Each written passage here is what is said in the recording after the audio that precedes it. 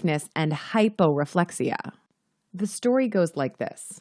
Jillian and Barbara were separated at birth, only to meet years later at summer camp, where they discovered that they're long-lost identical twin sisters. Then they hatch a scheme.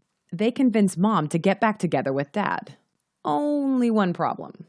Dad's got a new girlfriend, for now.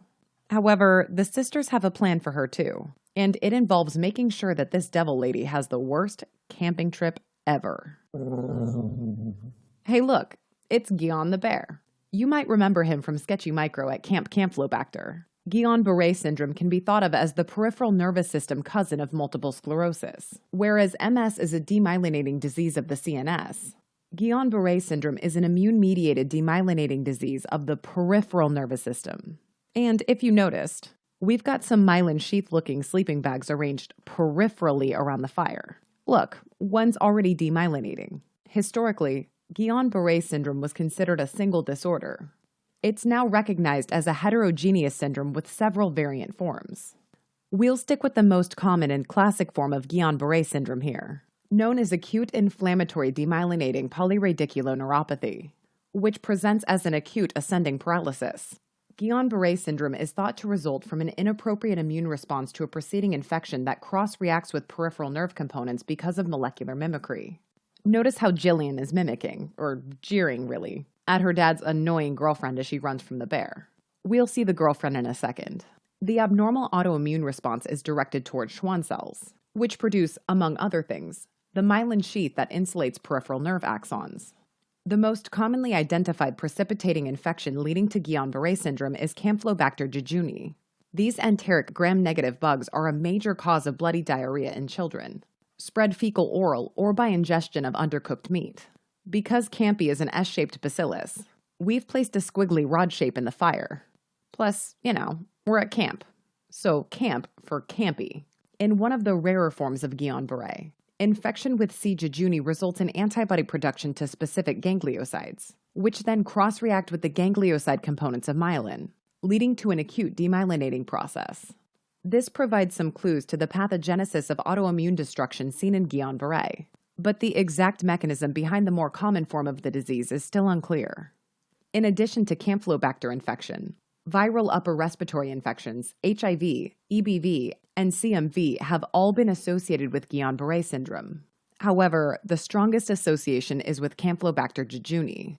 Immune reactions directed against the Schwann cells causes an acute inflammatory demyelinating neuropathy. Immune reactions directed against the Schwann cells causes an acute inflammatory demyelinating neuropathy.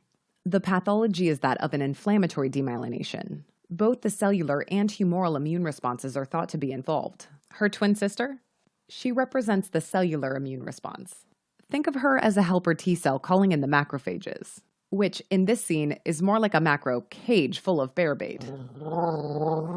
Those antibody-shaped skewers on the ground represent the humoral immune response, which may involve autoantibody destruction of Schwann cells due to molecular mimicry of some unknown myelin antigen.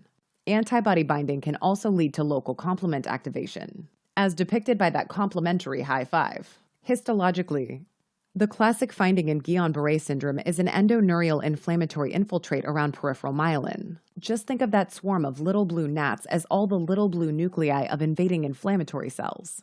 The result is segmental demyelination throughout the peripheral nerve. As we described in the last sketch, demyelination impairs electrical conduction along the nerve. This results in the characteristic clinical findings of Guillain-Barré syndrome. The cardinal clinical feature of Guillain-Barré syndrome is symmetric ascending, i.e. beginning with the lower extremities and moving upward, muscle weakness or paralysis in severe cases. Whoop, the old shoelaces tied together gag. Nice. First, the lower extremities lock up. Then the whole body goes. Muscle weakness is accompanied by depressed or absent deep tendon reflexes, a feature required for diagnosis of Guillain-Barré syndrome. He dropped his reflex hammer-shaped wiener skewer. What a shame. In many cases, paralysis may ascend high enough to involve the cranial nerves, especially cranial nerve 7, i.e. the facial nerve, resulting in bilateral facial paralysis, aka Bell's palsy. Involvement of the motor neurons innervating the diaphragm and accessory respiratory muscles can lead to respiratory failure, the most common cause of death in Guillain-Barré syndrome. Mechanical ventilation is critical for these patients until they recover. Oh, okay. This is getting a little serious. Just a joke, guys.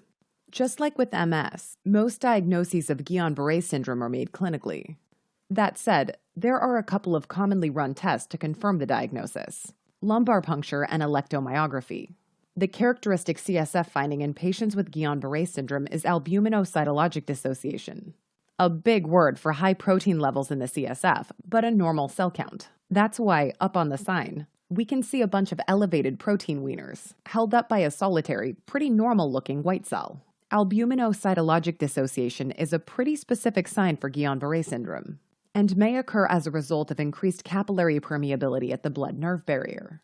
Electromyography both helps confirm the diagnosis and offers some prognostic information. Patients with Guillain-Barré syndrome will have, hold on to your hat, greatly reduced motor nerve conduction velocity. Underwhelming.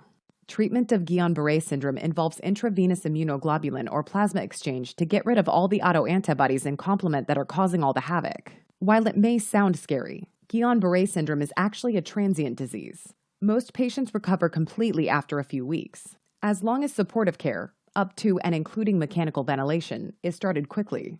Pretty much everyone survives. Let's finish up with an inherited demyelinating disease: Charcot-Marie Tooth. Enter Marie Tooth, Dad's new jerk girlfriend. She's meaner than she looks. Notice the houndstooth pattern on her jacket and skirt. Completely unprepared for camping? Come on, Dad. You're better than that. Charcot-Marie Tooth disease, also known as hereditary motor sensory neuropathy, is actually a group of primary hereditary neuropathies affecting the development of peripheral nerve axons or the myelin sheath surrounding them. Charcot-Marie Tooth disease is most commonly caused by an autosomal dominant mutation leading to defective production of proteins involved in the structure and function of peripheral nerves and myelin.